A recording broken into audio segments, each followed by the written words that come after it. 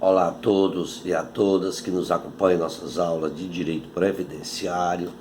Continuando com a nossa guia de atualização do direito previdenciário, certo? Hoje, nesta aula de hoje, nós falaremos sobre o auxílio-doença.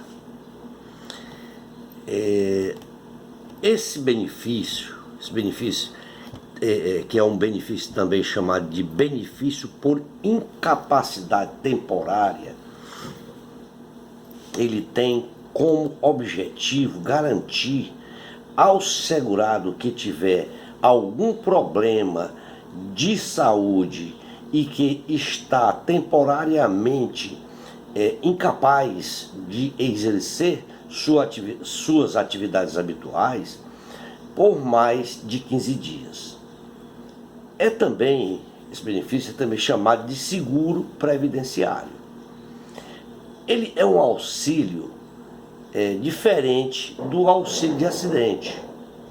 Haja vista que o auxílio por acidente tem natureza indenizatória. Podemos dizer que o auxílio-doença é um dos mais importantes benefícios pagos pela Previdência Social e tem como cunho se destinar a substituir o salário em um período de incapacidade ocasionada por doença, acidente ou por prescrição, por doença, por acidente ou prescrição médica excepcional. É importante dizer que o benefício de auxílio-doença não objetiva proteger a doença, e sim a incapacidade para o trabalho. O benefício não pode ser confundido, certo? Não se pode confundir que o fato de se estar doente ou que sofrer acidente é motivo de receber o benefício. O direito só ocorre quando incorrer a incapacidade laborativa, tá? Posto que ele pode ocorrer que a pessoa pode estar doente e não estar incapaz para o trabalho.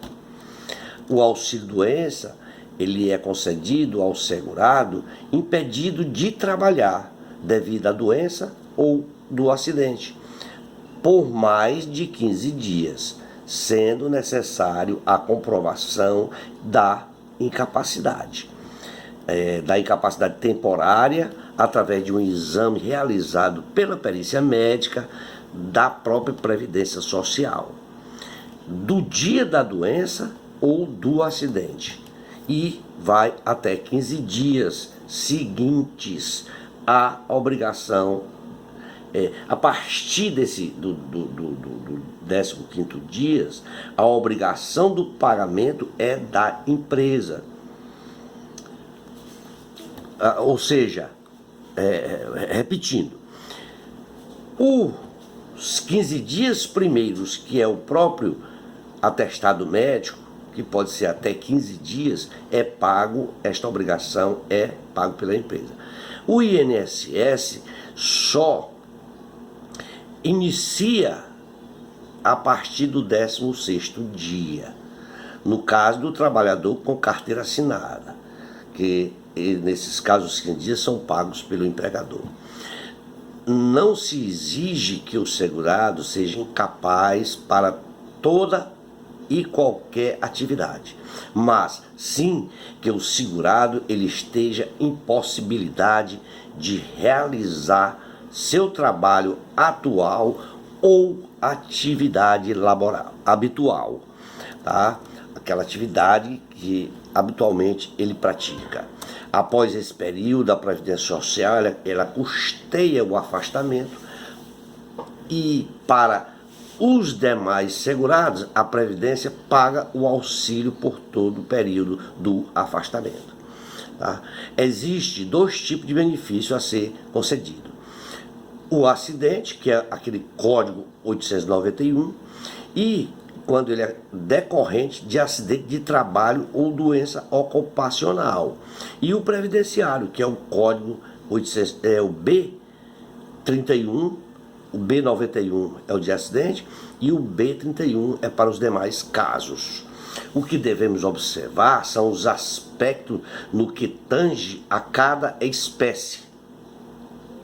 No caso de benefício acidentário, este só pode ser concedido aos segurados empregados urbanos ou rurais, trabalhadores avulsos, segurados especiais, também que podemos dizer que recentemente foi absolvido aí também os trabalhadores domésticos, que passaram a poder receber o referido benefício para esse segurado.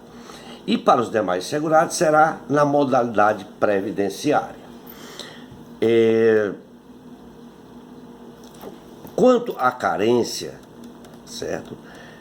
Na modalidade acidentária, não existe, no que diz respeito à doença previdenciária, a carência.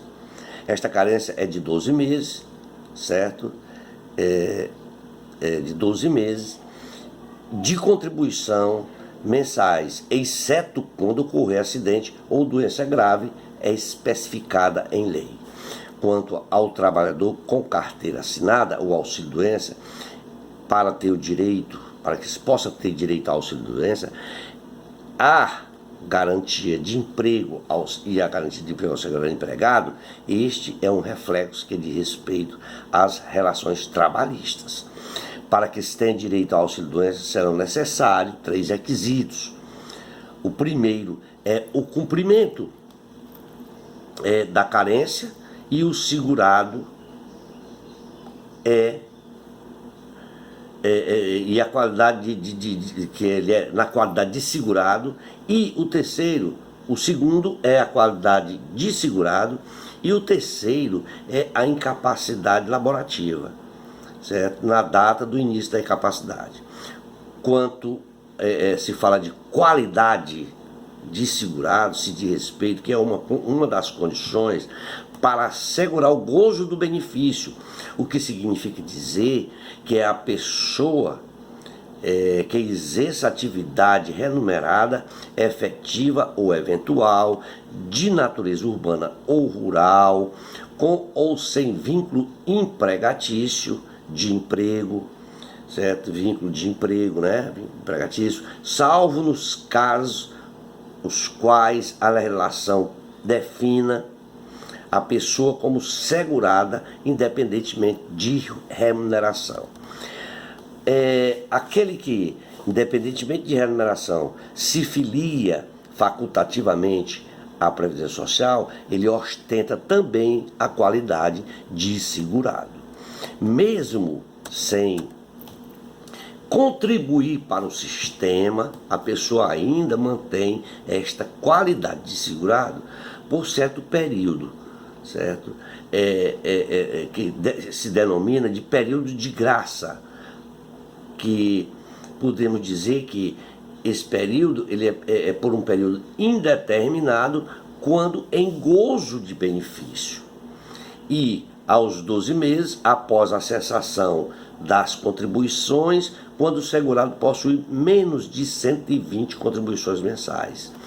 Também em até 24 meses, certo? Se a pessoa possuir mais de 120 contribuições mensais, sem ter interrompido as contribuições a ponto de perder a qualidade de segurado. Em até 36 meses, se observada a hipótese anterior, a qual falamos, for provocada a permanência da condição de desemprego. Por fim, vale dizer que o benefício de auxílio-doença ele será devido mesmo que a incapacidade seja detectada durante o período de graça, que é esse período que acabamos de falar. Quando se fala de carência, nós falamos de período, tá?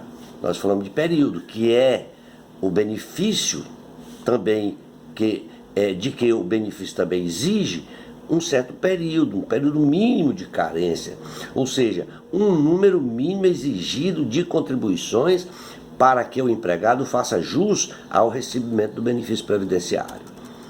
No caso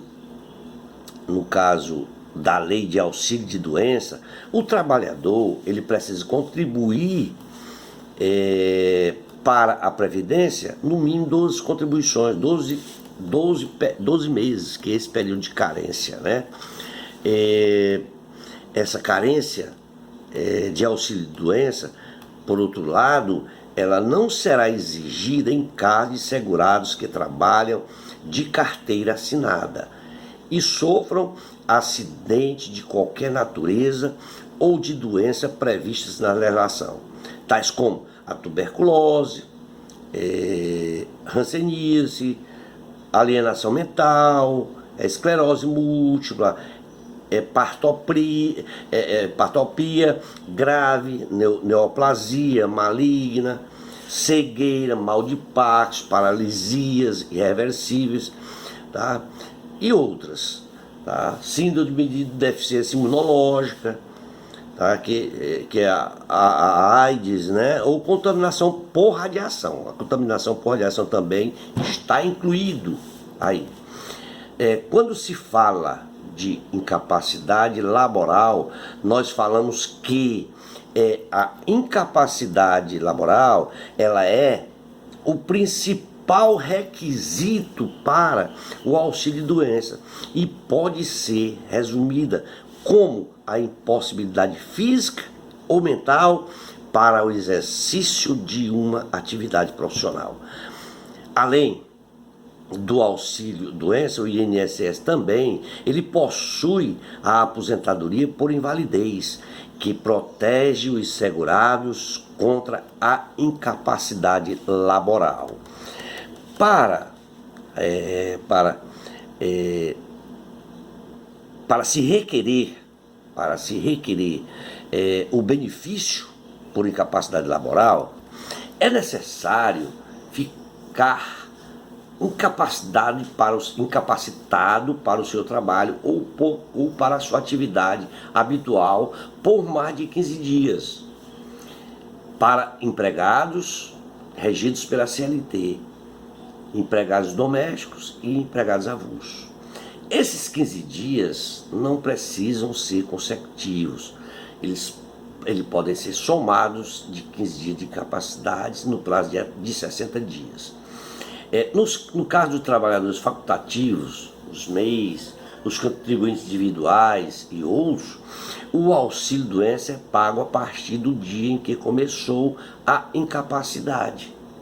Vale lembrar que um médico perito ele irá avaliar a severidade da incapacidade laboral e irá determinar o benefício que será concedido ao segurado. Em regra, os segurados incapacitados na forma total para o exercício de qualquer atividade profissional, sem perspectiva de recuperação, ele tem o direito à concessão do benefício de aposentadoria por invalidez, já que possui a perspectiva, já quem possui a perspectiva de recuperação, ele tem o direito à concessão do benefício de auxílio-doença e não de aposentadoria, né? E como é feita esta perícia no INSS? Para se pedir o auxílio-doença junto ao INSS, é preciso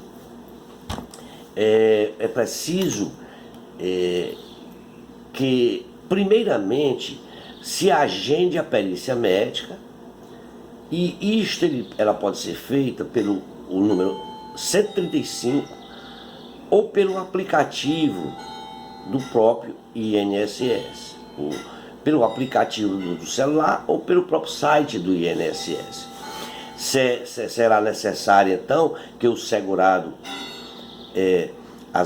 pode ser que depois dessa pandemia que está vendo aí, nesses dias atuais, não, só se faz este tipo de pedido através do 135 ou do próprio site do meu INSS.